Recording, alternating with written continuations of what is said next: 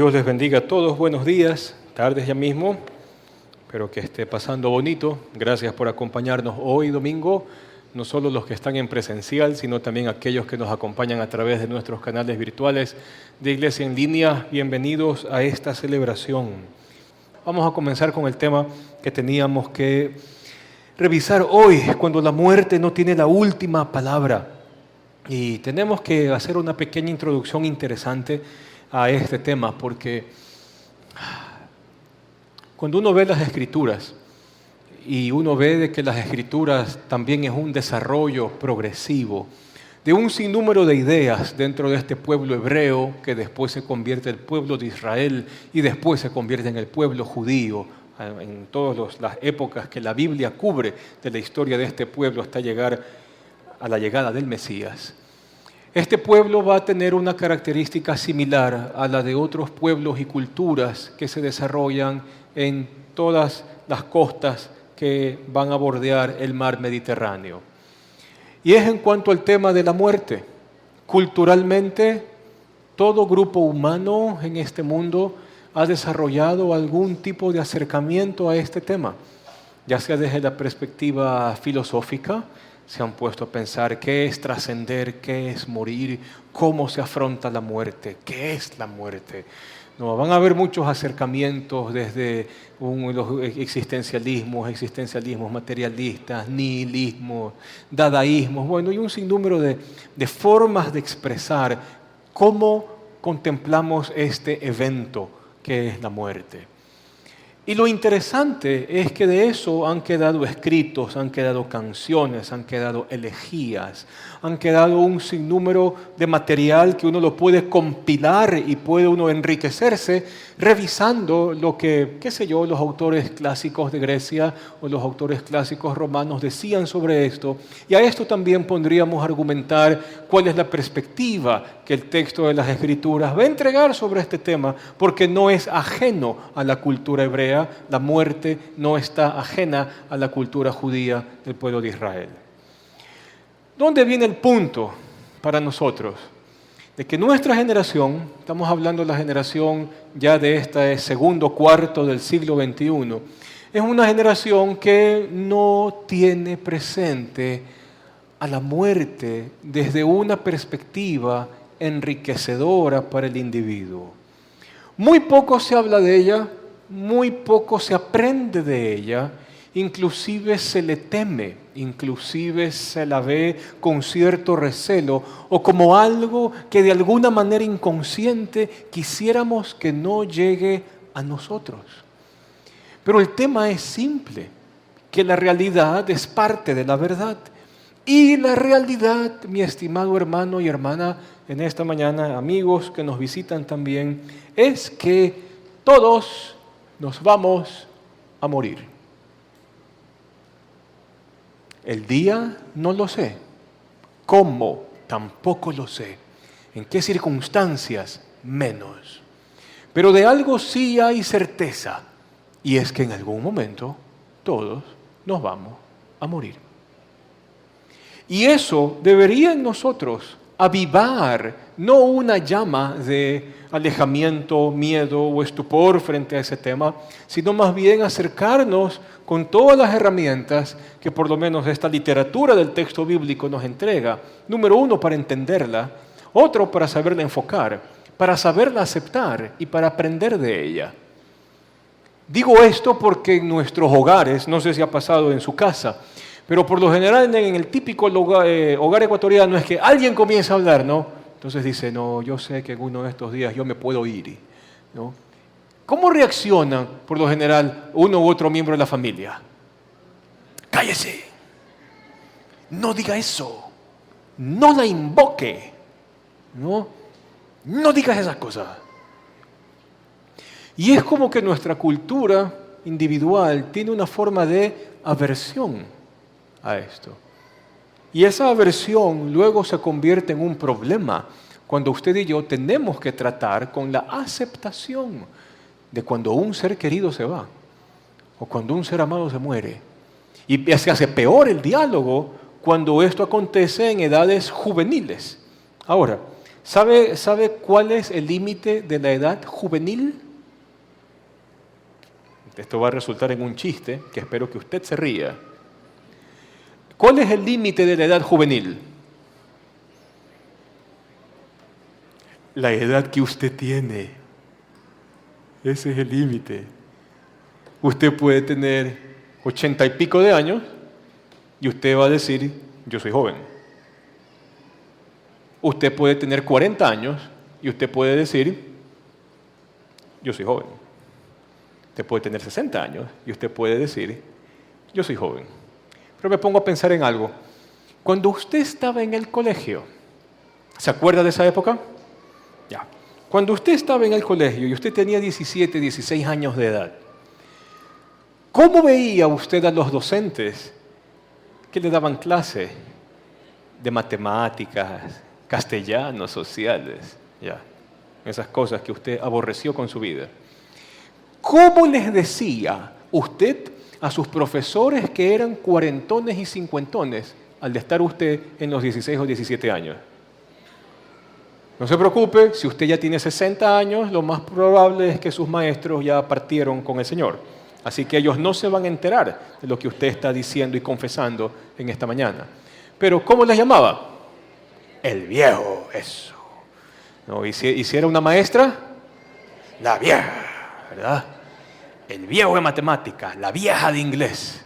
¿No? Y entonces tenían 40 años, tenían 50 años.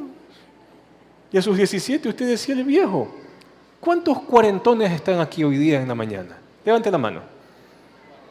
Hagamos mejor la muestra. Mayores de 40. Gracias por la sinceridad. Entonces todos ustedes son viejos. Bajo la misma lógica. Y por eso esto era un chiste, mal contado, pero salió así. En todo caso, nosotros no entendemos ni tampoco queremos aceptar la realidad de que algún día nos vamos a morir. Entonces se muere alguien de nuestra generación, en sus 30, en sus 40 años, inmediatamente decimos, se fue joven. Y nos duele. Inclusive, si alguien se va a los 70, 80 años de edad, inmediatamente decimos, aún no era hora. Aún le quedaban algunos años más por vivir y estar aquí. Pero eso deja entender algo que está en nuestra inconsciencia. ¿Y cuál es? Tenemos una aversión hacia morir. Y es un tema que no queremos tratar. Pero nos vamos a dar cuenta por las Escrituras que estos temas sí hay que tratarlos. Y hay que tratarlos a la luz de lo que el texto por un lado nos enseña y la forma en que nos inclina a pensar. Así que primero que todo, hay que aceptar que la muerte es una realidad, es parte de nuestra existencia, y el texto bíblico en su narrativa nos va a decir de que la muerte es consecuencia de la pecaminosidad humana. Usted tiene el escenario ahí en el Génesis, cuando están nuestros primeros padres, el primer XX, la primera XY, no es al revés, ¿verdad? Sí, el primer XY y la primera XX. El primer hombre y la primera mujer, los primeros humanos creados a imagen divina, están allí en el huerto, Dios les ha entregado todo y luego dice el Señor, una cosa les digo de antemano, no coman del árbol del conocimiento del bien y del mal, porque el día en que coman de ese árbol, ciertamente morirán. Morirán. Usted puede decir, Dios es malo, ¿por qué les dijo eso? Pobrecitos Adán y Eva, no, qué bestia. Pero cuando uno lee el texto, uno se da cuenta de que la imagen y semejanza de Dios en el hombre se caracteriza porque usted y yo tenemos la capacidad de razonar, pensar y medir. Y si usted tiene hijos, y usted tiene hijos que ya cruzaron la barrera de los 18 años, usted se dará cuenta de que cuando usted habla con su hijo, usted con su hijo ya no le puede decir, me haces caso. ¿No? Ya no. Si usted es un ser humano consciente y un adulto coherente, entonces usted va a decir, mira mijito, estas son las opciones, consecuencia, consecuencia, consecuencia, consecuencia. La opción de acá, consecuencia, consecuencia, consecuencia, consecuencia, escoge. Pero déjame decirte que en lo que escojas tendrás que enfrentar los resultados de tu decisión. ¿Se ha hecho o no se ha hecho eso con los hijos? ¿Sí o no? ¿Por qué lo hace? Porque es parte de su proceso de desarrollo. Honrar la psiquis La forma de pensar, la parte cognitiva en la otra persona es respetar la decisión que en conciencia haga. Y no solo respetar la decisión, sino también dejarlo que enfrente las consecuencias de lo que ha hecho. La humanidad se presenta en Génesis como hecha imagen divina. Tiene razón, tiene la forma o los mecanismos de pensamiento para tomar decisiones. Y viene el Señor y coloca la opción, no como tentación alguna, sino para honrar lo que ellos son. Imagen divina.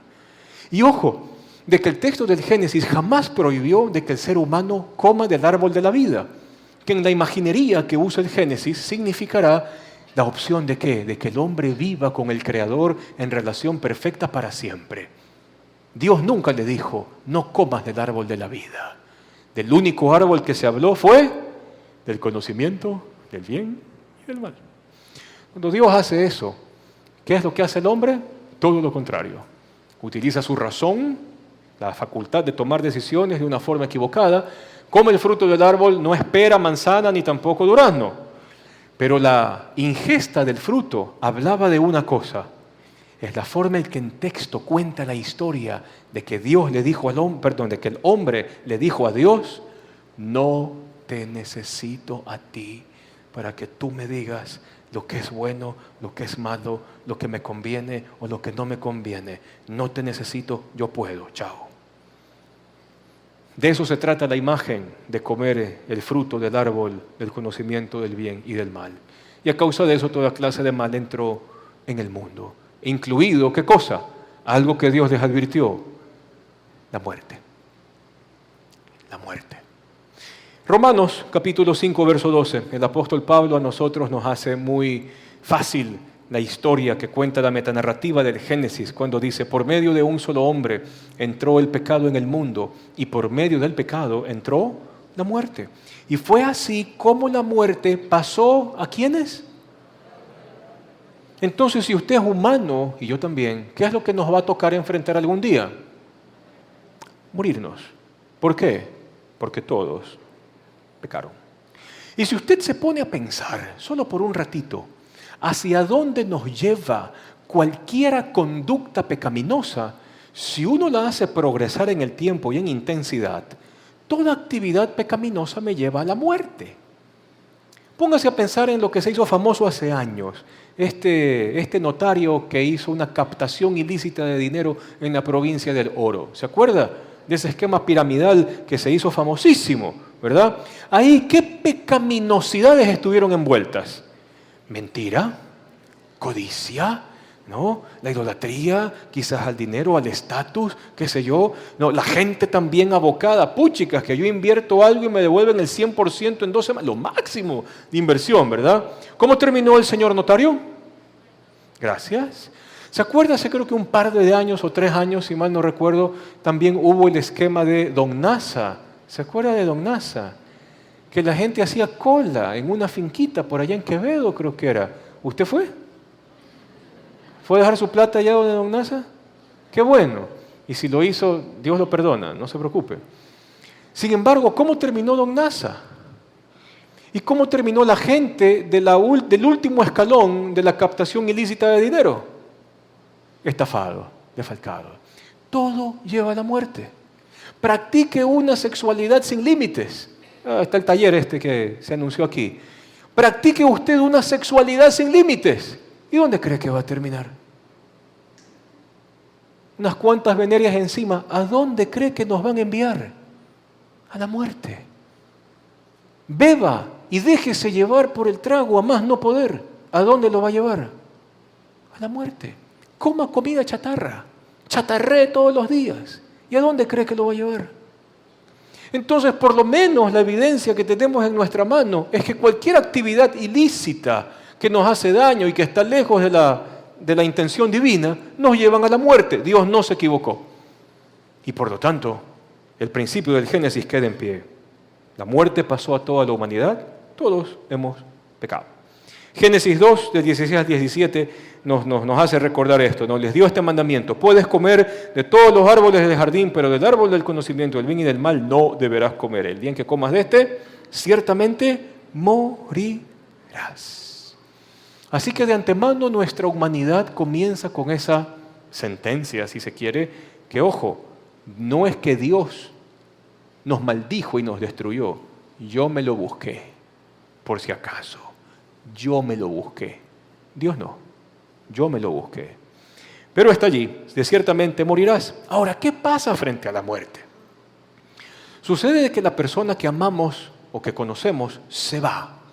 Y yo aquí abajo me quedo con dolor, con luto, destrozado, que quiero hacerme pedazos el corazón, que quiero abrirme el pecho y abrirme las venas, porque no puedo soportar la pérdida, porque esto no debía acontecer.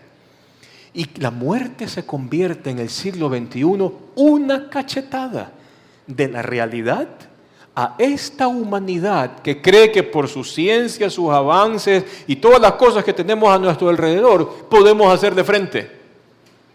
Ah, no, sí, es que ahora ya estamos haciendo los tratamientos utilizando la IA, por aquí que por allá. ¿Sabes qué? Si sirve, chévere, pero en algún momento esa persona morirá. No podemos hacer nada frente a eso. Inclusive un multimillonario está invirtiendo harto dinero en biotecnología para ver si logra extender sus años de vida hasta los 120 y 150 años. ¡Wow! Ok, pensemos que este individuo llegue a los 120 y 150. Y cuando llegue a ese límite teórico, ¿qué va a pasar? Morirá. Entonces la muerte se convierte en una cachetada para nosotros los seres humanos, donde la cachetada nos dice, no puedes frente a esto, no puedes salir de eso, no puedes escapar de eso de allí. Nos tocará a todos. Y obviamente, como es la forma en que los seres humanos aprendemos las cosas, los seres humanos solemos aprender las cosas a punta de golpe. ¿Sí o no? Desde bebés somos así, ¿verdad? ¿Tiene el bebito caminando? Usted le dice al bebé, no, mijito, no pases por allí que está mojo. ¡Guau!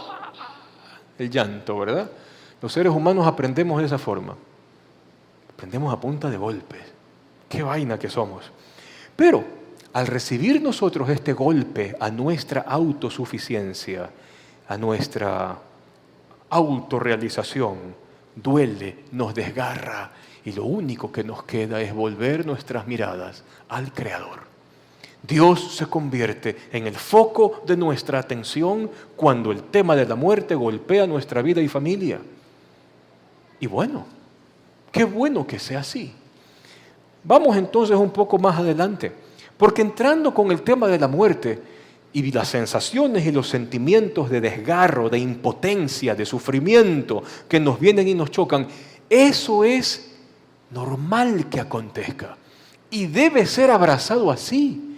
Y por si acaso, Dios nunca se va a molestar si usted en algún momento, frente a la muerte de algún ser amado, usted se siente triste, deprimido, agobiado, agotado. Muy difícilmente, mejor dicho, no creo que exista alguien en el mundo así de que no tenga ni siquiera un diferencial de dolor o de pena frente a la muerte de un ser amado. Hay dolor. Fíjese, hay un salmo que yo quiero que usted lea conmigo. Hoy usted va a leer, ¿ya?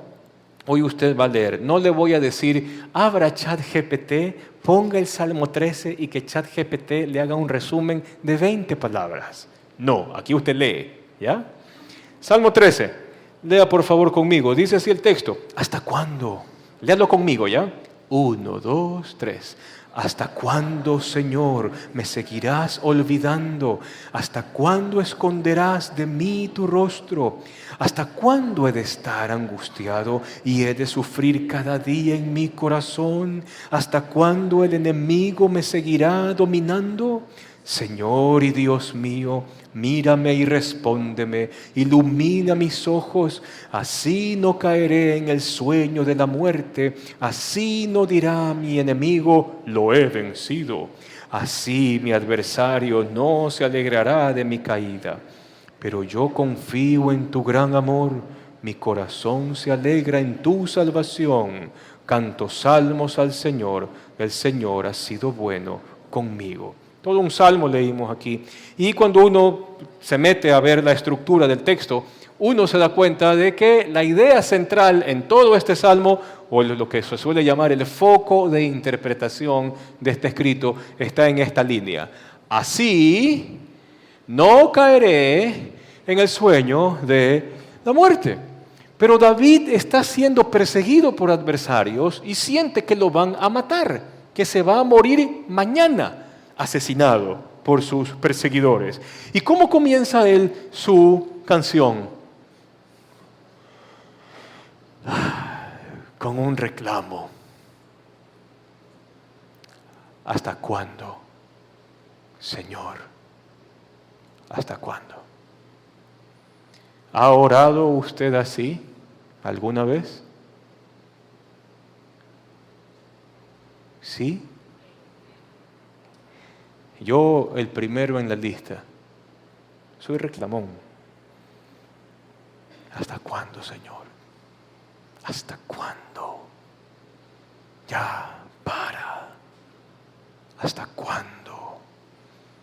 Y lo interesante de este texto es que a mí me deja entender que yo puedo ir delante de Dios en medio del riesgo de muerte a presentar mi queja y Dios no me rechaza. Sí, porque pueden haber respuestas religiosas, ¿no? Tienes que aceptar la voluntad de Dios. ¿Y yo qué hago con eso? O sea, ya fue, pues. Pero entender eso no me va a ayudar mucho.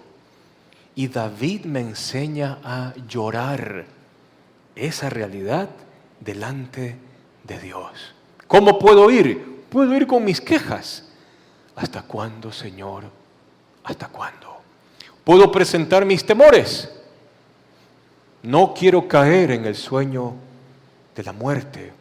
Pero al mismo tiempo, algo que hace este salmo al final, y esto es un proceso, esto puede tomar meses en alguna persona. No vaya a pensar que por leer el salmo ya resolvemos todo. No, porque el luto o la aceptación toma tiempo. No debe de durar toda la vida, pero va a tomar un tiempo. Y ese tiempo hay que hacerlo de esta forma.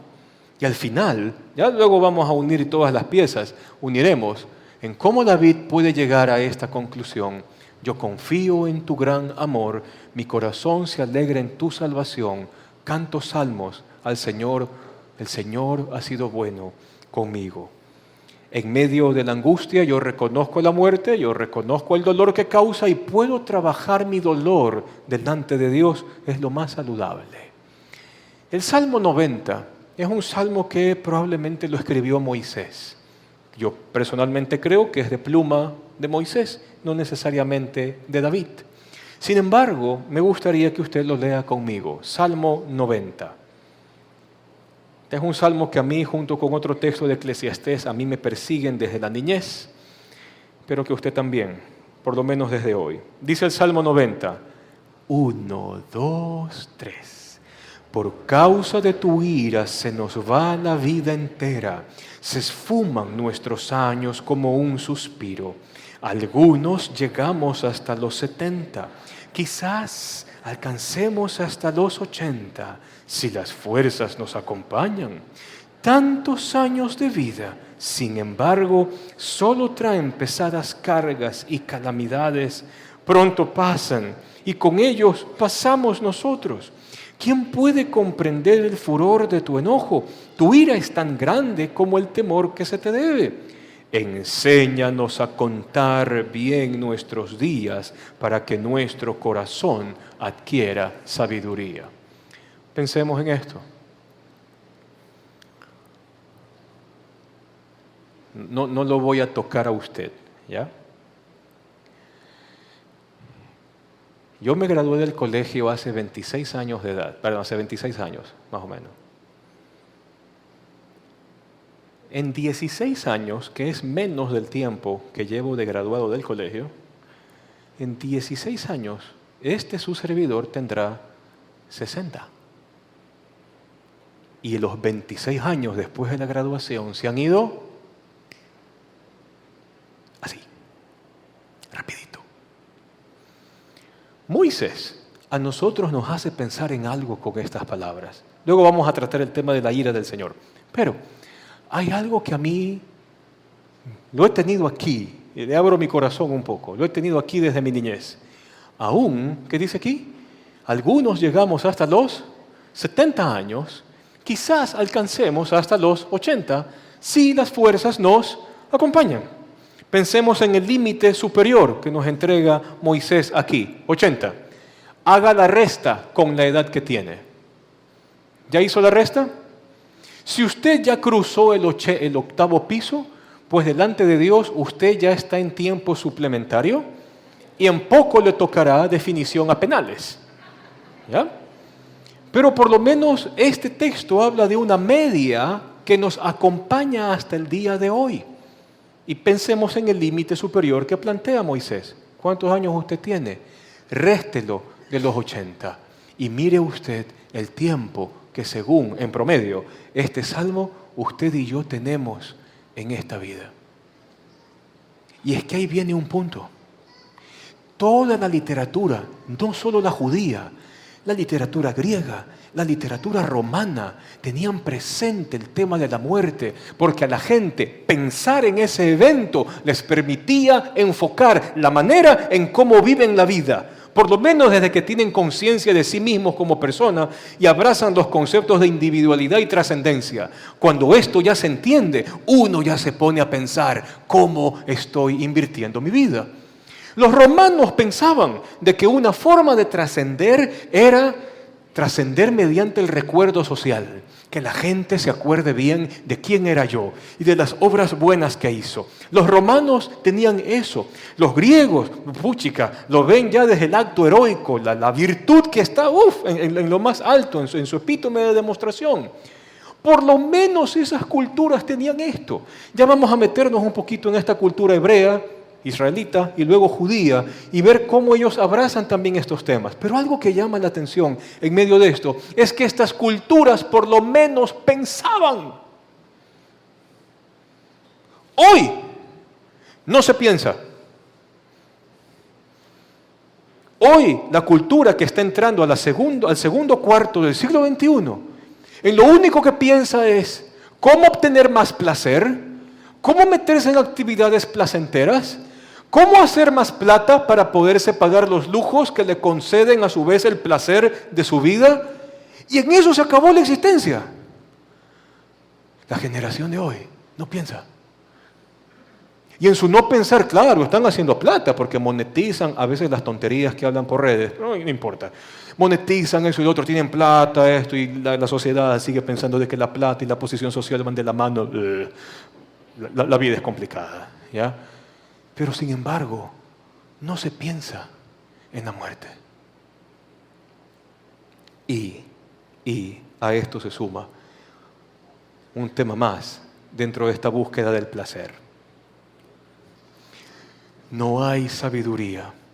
Hoy ya hay estudios donde se habla de que la generación actual ha roto algo en el desarrollo evolutivo de la humanidad que no se había visto antes.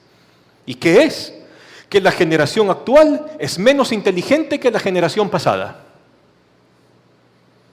Un educador allá, por estos países europeos donde tienen los mejores sistemas de educación, hace un estudio.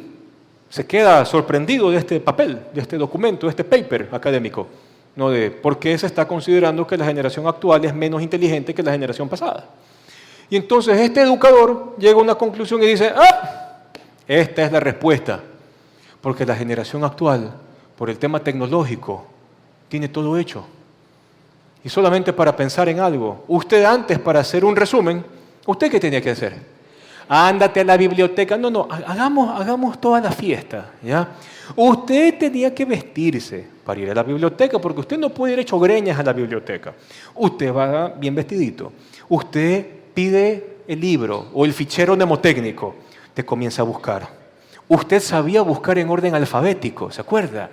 Muy bien. Entonces aquí usted pide, necesito el libro tal, el libro tal, el libro tal. Y usted en la mesa de la biblioteca, ¿cómo estaba? Era una montaña de libros y atrás estaba usted. hundido de cabeza, jorobado, ¿verdad? Y entonces, y lee un libro, y anota, y el otro libro la referencia, y otro libro la referencia, el otro libro la referencia. Y luego, después de que usted tenía un chorro así de apuntes, a usted le tocaba el trabajo magnífico de resumir. Y entonces usted subraya y escoge palabras claves, y haz esto, y haz lo otro, y luego su cabecita solita comenzaba a hacer el engranaje de todas las ideas. Y una vez de que ya usted ya tenía el gran resumen, luego usted tenía que sintetizarlo. Más, porque usted lo tenía que exponer. Y aparte de eso, hacer el documento con los pies de página y todas estas cosas bibliográficas para que todo esté en orden. ¿Sí o no? ¿Ah? Entonces, una tarea, usted le podía haber tomado 5 días, 6 días, sin ningún problema, sin asco. Hoy, ¿qué se dice? ChatGPT. Escoge el libro tal, del autor tal. Ay, usted se siente importante, porque se sabe el nombre del libro y el autor. ¡Qué gran tontera! Escoge el autor tal del libro tal, de tal página a tal página. Luego escoge el autor tal. Usted le mete 5 autores. Usted ya cree que hizo lo máximo con haber hecho eso. Hazme un resumen dispuesto para una exposición a personas de este target de edad de 200 palabras. Enter. ¿Cuándo usó el cerebro? ¿Cuándo usó el cerebro? Nunca. Nunca. Pero inmediatamente, no, súper, queda bien, monetizamos eso, hacemos videos, tenemos plata y todo. Todo sirvió. Usted no terminó siendo, yo no terminé siendo una persona sabia. ¿Me hago entender? Entonces estamos nosotros a la vera de una generación que va a romper todo esquema en el progreso humano al ser una generación menos inteligente que la anterior. Y el estudio que hizo este docente y presentó su documento, tiene razón. Hoy ya desde la escuela ya les permiten usar calculadora. ¿What? Yo nunca usé calculadora. A nosotros nos enseñaron a usar el cerebro. Y teníamos que plantear el problema desde la pluma para saberlo hacer. ¿Sí me explico? Ok. En todo caso, esta es la generación en la cual nos estamos desarrollando. Frente a esto, Moisés, ¿qué es lo que nos dice? Usted ya hizo la resta en la cabeza, ¿verdad? ¿Sí o no? ¿Ya hizo la resta? ¿Ya sabe cuántos años le quedan con el límite superior de Moisés? Perfecto. ¿Qué es lo que dice Moisés que yo debería invertir los años de mi vida, sabiendo que la muerte es certera y es cercana? Enséñame a contar bien mis días para que mi corazón pueda adquirir ¿qué cosa? Que nadie me quite lo bailado, Señor. Que nadie me quite lo vivido, Señor. Nadie me quita lo viajado, Señor. No. ¿Qué me dice el texto? Sabiduría del Medio y Cercano Oriente, de las costas del Mediterráneo, similar a las otras, que yo adquiera sabiduría. Y la muerte tiene ese ingrediente. Como me hace pensar en que mi existencia terminará, pues entonces dediquemos la vida a la adquisición de sabiduría y vivir conforme a esa sabiduría. Lea. Sigamos. Salmo 90. Otro texto que también me encanta y ha sido mi persecución desde la niñez. Eclesiastés 7. Dice así. ¿Ya está allí? Léalo conmigo. 1, 2, 3. Vale más ir a un funeral que a un festival, pues la muerte es el fin de todo hombre y los que viven deberían tenerlo presente. Vale más llorar que reír, pues entristece el rostro, pero le hace bien al corazón. El sabio tiene presente la muerte, el necio solo piensa en la diversión. Toma tu maduro. No sé usted, pero ¿qué le parece esta crítica? Y ojo de que el Eclesiastés escribe sobre la tradición de criticar la vida loca de Salomón. Eclesiastés es como una crítica actuada a la vida de Salomón. Salomón que nunca le puso límites a nada. Él mismo dice, o sea, mejor dicho, de él se recoge una tradición oral que decía, yo no le negué nada a mis ojos. ¿Usted se imagina un pana que diga eso? No le negué nada a mis ojos. Salomón, es que han dicho que las mujeres de allá del río Brahmaputra en la India son las mujeres más bellas del mundo. Ahorita, tráiganme 10 para el harén, pues. No le negué nada a mis ojos. Salomón, el lapislázuli que sale por allá en las montañas de Pakistán, es el mejor del mundo. Quiero todo de azul. Y no era melecista.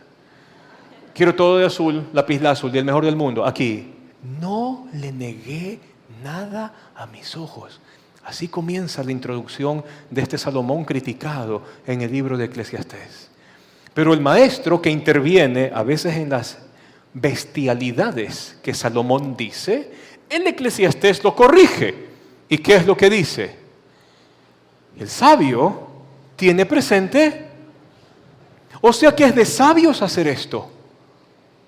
Pero aquí viene la crítica a la sociedad del siglo XXI, en su segundo cuarto. ¿Y cuál es? Ahora, yo sé que a usted a veces le han dicho necio por allá en la casa, no, mijito, no sea necio, ¿no? Y da más o menos, no sea tosudo, no sea insistente en algo malo. Pero en la cultura hebrea el término necio era como un insulto, descerebrado. Perdónenme ustedes, yo soy el peor de todos. Y los que me están viendo también ya lo saben, ¿ya? Pero esta palabra es como decir, no le diga a nadie. El estúpido solo piensa en la diversión. ¿Qué le dijera el Eclesiastés al siglo XXI en su segundo cuarto?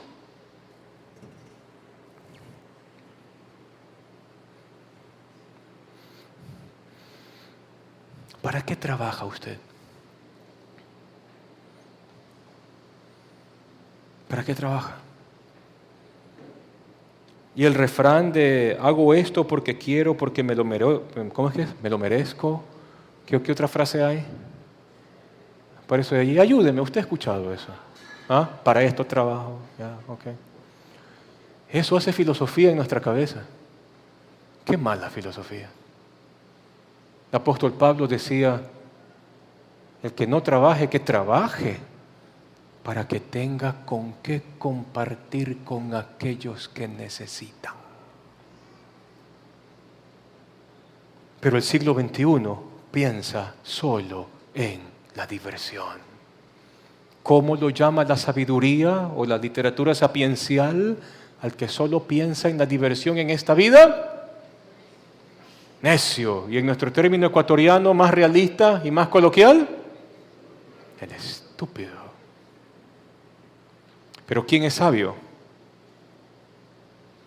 Sabio es el que tiene presente la muerte. Sabio es el que sabe la distancia de vida que tiene hasta este límite que por lo menos el Salmo 90 nos dejó claro. Y sabio es pensar qué voy a hacer en este diferencial de vida que me queda. Eso es ser sabio.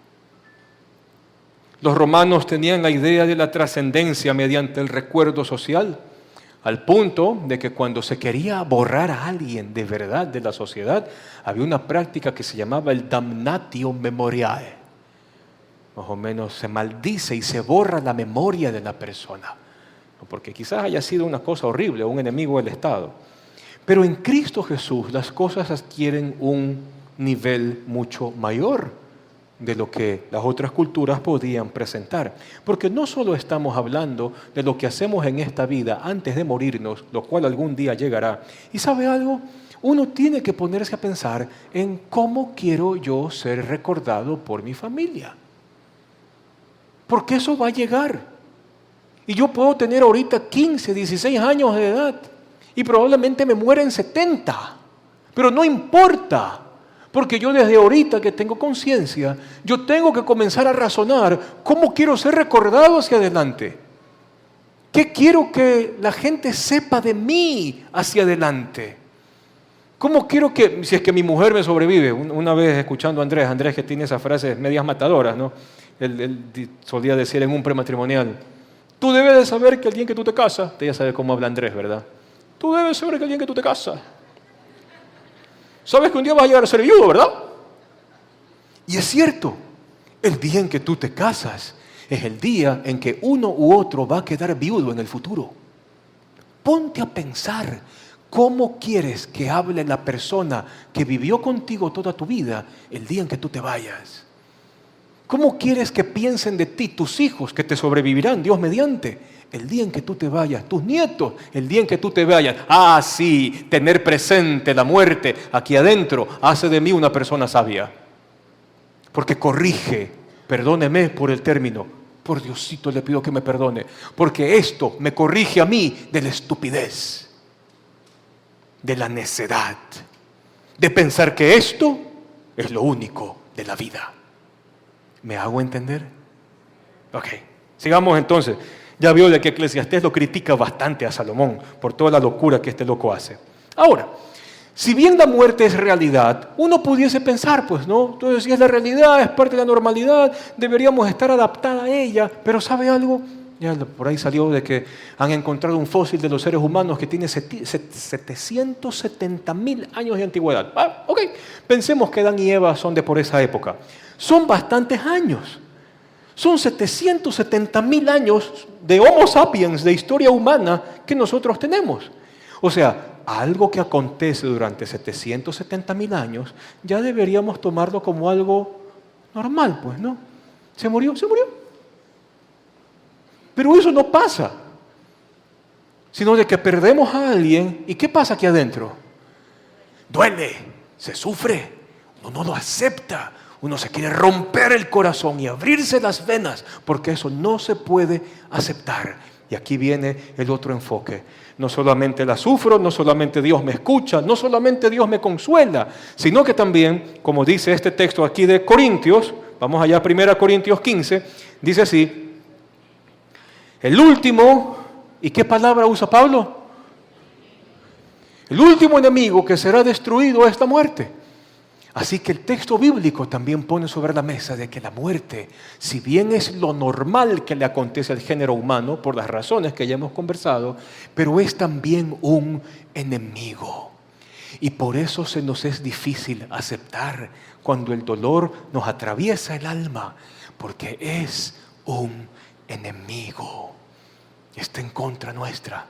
Sin embargo, fíjese cómo Pablo dice, pues Dios ha sometido todo a su dominio, y se refiere a Cristo Jesús, al decir que todo ha quedado sometido a su dominio, incluye a la muerte. Cuando el Señor Jesús se encarna, porque de eso se trata Navidad, celebrar la encarnación. Cuando el Señor Jesús se encarna como alguien igual a mí y se somete a todos los sufrimientos que yo puedo sufrir en esta vida. Solo póngase a pensar en la vida del Mesías. Crecer con la historia, mi papá no es mi papá, mi mamá dice que mi papá está en el cielo y es Dios que me engendró a mí dentro de ella. ¿Quién le cree? Eso es complicado. Usted ya lo acepta porque ya Cristo ha muerto y ha resucitado, pero en esa época fue complicado. Luego, crecer e irse a vivir de migrante a Egipto. No hay familia, no hay amigos, no hay comunidad, no hay nada. Es comenzar desde cero. ¿Cómo es la vida del migrante? Complicadísima. Luego, a lo golpe de 5 o 6 años de edad, Jesús de Nazaret vuelve a Nazaret. Porque el ángel se le aparece a José y después de que José se mató, se trabajó, hizo de todo, mire, se sacrifica este José en Egipto, ya está estabilizado José, viene el ángel del Señor y le dice, regresa a Nazaret. ¡Puchicas! Yo me pudro de iras. Regresemos a Nazaret. ¿Quién gobierna? Poncio. ¿Cómo es Poncio? Crucifica a todo el mundo por deporte. Sanguinario, como ninguno. Es Poncio. Poncio, ese mismo. Crece. José probablemente se muere de peste, Roma lo mata, algo acontece. Pero Jesús ya experimenta la muerte de un ser querido. José se va. El texto en el Evangelio dice de que el Señor tenía como 3 hermanos hombres. El texto habla de hermanas, así que por lo menos son 2. Está María y está Jesús.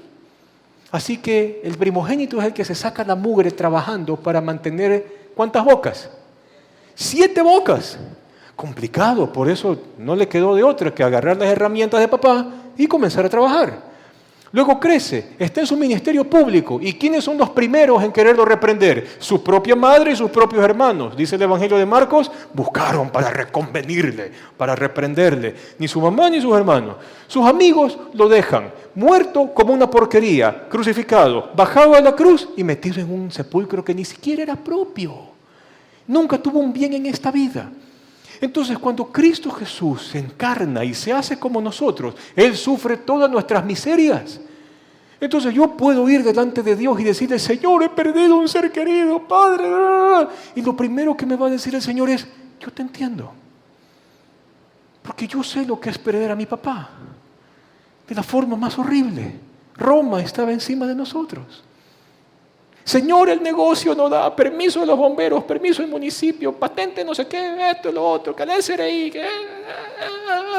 Y el Señor me va a decir, yo te entiendo. Roma nos cobraba impuestos hasta por respirar. Yo sé lo que es eso. Señor, no hay trabajo. Yo sé lo que es no haber trabajo. Porque cuando no hay construcciones, yo no tenía trabajo y tenía que mantener 7 bocas dentro de mi casa. Entonces, cuando Cristo se hace hombre, sufre todo lo que yo sufro, para que no sea el Dios lejano, sino el Dios que sabe lo que se siente ser yo con toda su fragilidad. Y ahora, cuando Jesús contempla la muerte, y ahora sí más grande con sus amigos y todo, ¿qué es lo primero que hace? No llores, acepta la voluntad de Dios. Cristo se pone a llorar con esa misma gente. ¿Por qué? ¿Por qué? ¿Por qué? Porque Él mismo decide experimentarlo. Hay un texto de Isaías que quiero que lo lea conmigo. Isaías 53. ¿Lo va a leer conmigo, ya? ¿Estamos bien? 1, 2, 3. ¿Quién ha creído a nuestro mensaje? ¿Y a quién se le ha revelado el poder del Señor? Creció en su presencia como vástago tierno, como raíz de tierra seca. No había en él belleza ni majestad alguna, su aspecto no era atractivo y nada en su apariencia lo hacía deseable. Despreciado y rechazado por los hombres, varón de dolores, hecho para el sufrimiento. Todos evitaban mirarlo, fue despreciado y no lo estimamos. Siguiente claqueta. 1, 2, 3. Ciertamente Él cargó con nuestras enfermedades y soportó nuestros dolores, pero nosotros lo consideramos herido, golpeado por Dios y humillado. Él fue traspasado por nuestras rebeliones, molido por nuestras iniquidades. Sobre Él recayó el castigo, precio de nuestra paz, y gracias a sus heridas fuimos sanados. Todos andábamos perdidos como ovejas, cada uno seguía su propio camino, pero el Señor hizo recaer sobre Él la iniquidad de todos nosotros. Maltratado y humillado, ni siquiera abrió su boca, como cordero fue llevado al matadero, como oveja enmudeció ante su trasquilador y ni siquiera abrió su boca. Siguiente claqueta, 1, 2, 3. Después de aprenderlo y juzgarlo, le dieron muerte. Nadie se preocupó de su descendencia. Fue arrancado de la tierra de los vivientes y golpeado por la transgresión de mi pueblo. Se le asignó un sepulcro con los malvados y murió entre los malhechores, aunque nunca cometió violencia alguna, ni hubo engaño en su boca. Pero el Señor quiso quebrantarlo y hacerlo sufrir. Y como Él ofreció su vida en expiación, Él verá su descendencia y prolongará sus días y llevará a cabo la voluntad del Señor. ¿Es o no es esto encarnación? Así que al final del cuento, si yo puedo ir a Jesús, con Él me voy a morir. El Señor también me dirá, yo sé lo que es morir, porque yo también morí. Sin embargo, Isaías, que escribe esto unos 700 años antes de que Jesús nazca, comienza a pintar la esperanza de que la muerte no es la última página para nosotros. Aquí ha muerto, de esta coma para atrás, de esta coma para adelante. ¿Qué se dice del siervo sufriente?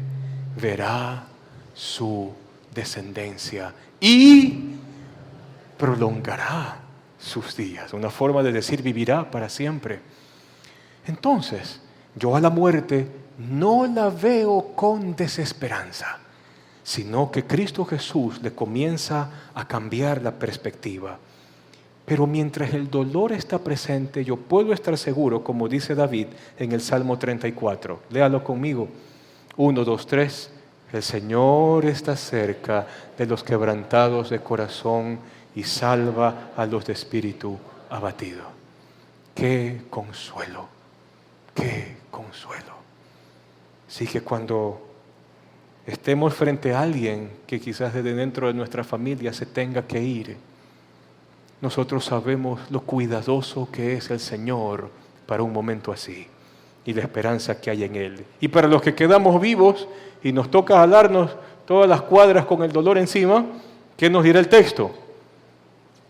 El Señor está cerca de tu corazón quebrantado y Él traerá salvación a los que tienen el espíritu abatido. En otros términos, a los que están depre. De eso se trata el espíritu abatido, estar depre. El autor de Hebreos dice así, léalo conmigo. Por lo tanto, ya que en Jesús, el Hijo de Dios, tenemos un gran sumo sacerdote, un sumo pontífice, que ha atravesado los cielos, aferrémonos a la fe que profesamos, porque no tenemos un sumo sacerdote incapaz de compadecerse de nuestras debilidades, sino uno que ha sido tentado en todo de la misma manera que nosotros, aunque sin pecado.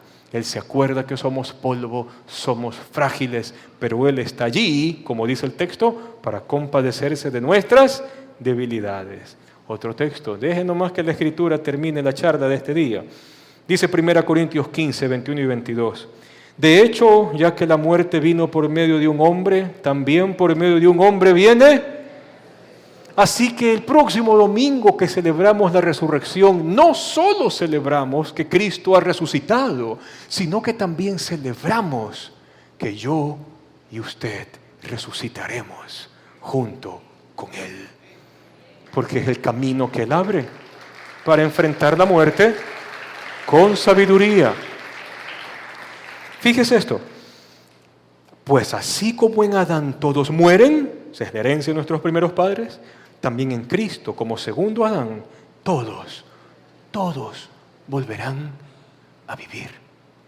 Apocalipsis 21 tiene una descripción bonita de esta realidad después de la muerte, como para no tener miedo. Dice allí, en el cielo, cuando estemos con el Señor, ¿qué dice allí? Él les enjugará toda lágrima de los ojos. Ya no habrá muerte, porque fue vencida. No habrá llanto, no habrá lamento, ni dolor, porque las primeras cosas, ese mundo chiflado, caído, pecaminoso de destrucción, las primeras cosas han dejado de existir, no serán más. Y lo que yo suelo llamar el grito de victoria del apóstol Pablo, léalo conmigo, a esto sí léalo, pero léalo como una película épica. ¿Ah? ¿Se ha visto películas épicas? Gladiador, Corazón Valiente, El Patriota, ¿ya? Esas películas del pasado que eran chéveres. ¿Ya? Léalo con ganas, ¿ok? Vamos con el texto. 1, 2, 3. Cuando lo corruptible se vista de lo incorruptible y lo mortal de inmortalidad, entonces se cumplirá lo que está escrito: la muerte ha sido devorada por la victoria. ¿Dónde está, oh muerte, tu victoria? ¿dónde está, oh muerte, tu aguijón? Porque el aguijón de la muerte es el pecado, y el poder del pecado es la ley. Se acabó. Sería bonito. Yo espero morirme así. Me encantaría que ese día sea así para mí. Poder estar en mi cama, rodeado con la familia que Dios quiera que yo tenga y que tengo al momento, queremos que sea más en el futuro, y poder estar allí y tener esa sensación de saber que ya mismo me voy. Y con mis últimos segundos de conciencia, poder hacer mías las palabras de Pablo. ¿Dónde está, oh muerte, tu aguijón? Sepulcro, ¿dónde está tu victoria? Porque la muerte ha sido sorbida en victoria en Cristo. E irme de aquí, porque sé a dónde voy y sé cómo termina la historia. ¿Estamos bien? Vamos orando para despedirnos. Gracias por su amor y su paciencia en esta mañana.